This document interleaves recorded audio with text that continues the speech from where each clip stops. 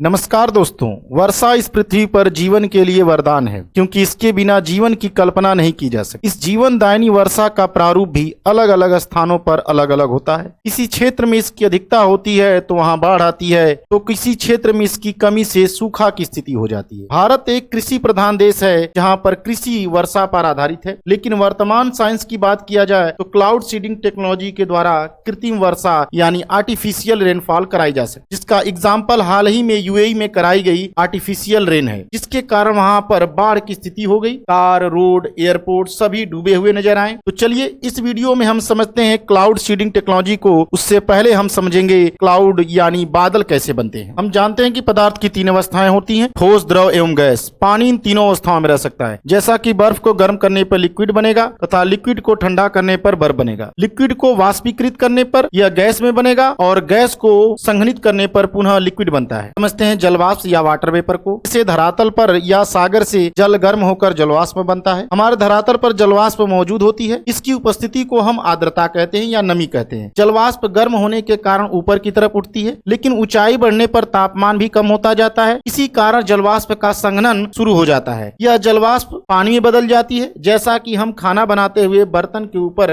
रखे गए ढक्कन पर जलवाष्प की बूंदों को देख सकते हैं। जलवाष्प ऊपर जाकर संघनित हो जाती है और पानी की छोटी छोटी बूंदों या बर्फ के छोटे छोटे क्रिस्टल में बदल जाती है, जिनसे कि बादल का निर्माण शुरू होता है। जब बादल बहुत अधिक ऊंचाई पर स्थित होगा तो पानी की बूंदें में बदल जाएंगी, क्योंकि ऊंचाई बढ़ने पर तापमान कम होता जाता है। अब समझते हैं हम कि बारिश कैसे होती है। जब जलवाष्प की छोटी छोटी बूंदें आपस में मिलकर बड़ी बूंद का निर्माण करती हैं, लेकिन ये बूंदें आपस में तब तक नहीं मिलती जब तक कि धूल या धुएं के संपर्क में नहीं आती हैं। बड़ी बूंद जब और अधिक ऊंचाई पर पहुंचती है तो बर्फ के बड़े क्रिस्टल बनते हैं। जब आइस क्रिस्टल भारी हो जाता है तो यह जमीन पर गिरने लगता है और बारिश की शुरुआत होती है। क्लाउड सीडिंग या कृत्रिम वर्षा कराने के लिए प्लेन द्वारा ड्राई आइस या सिल्वर आयोडाइड को बादलों के ऊपर ले जाकर छिड़क दिया जाता है, जिससे कि छोटी छोटी जल की बूंदें आपस में जुड़कर भारी हो जाती हैं और उनसे संघनन की प्रक्रिया शुरू हो जाती है और वे बूंदें धरती पर गिरने लगती हैं। क्लाउड सीडिंग टेक्नोलॉजी के जनक अमेरिकी मौसम विज्ञानी Vincent Joseph Schaefer. Cloud seeding की खोज 1946 में विंसेंट जोसेफ के द्वारा तब हुई जब वे एक कोल्ड बॉक्स में बार बार फूंक मार रहे थे। फूंक मारने पर मुंह से निकली हुई हवा जलवाष्प में बदलती हुई दिखाई दी। जैसा कि ठंडी के समय में हम सांस छोड़ते हैं तो बाहर जलवाष्प दिखाई देती है। फिर विंसेंट जोसेफ ने इस बॉक्स में कुछ ड्राई आइस को रखा, फिर फूंक मारा तो फूंक मारने से उनके मुंह से निकली हुई जलवाष्प बर्फ के छोटे छोटे